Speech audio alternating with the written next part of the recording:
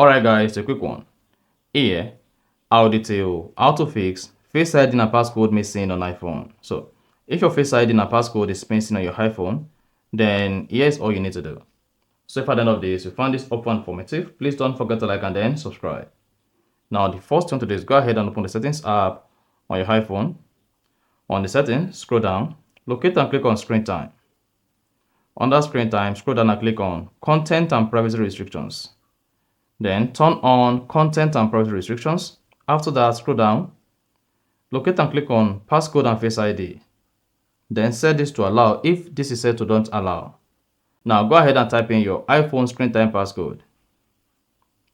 And then go back to the main settings page. On the main settings page, you should see the Face ID and passcode available. If not, close settings, then come back to the settings again. Then you should see the Face ID and passcode now visible. So that's exactly how to fix Face ID and passcode missing on iPhone. So if you found this helpful and informative, please don't forget to like and then subscribe.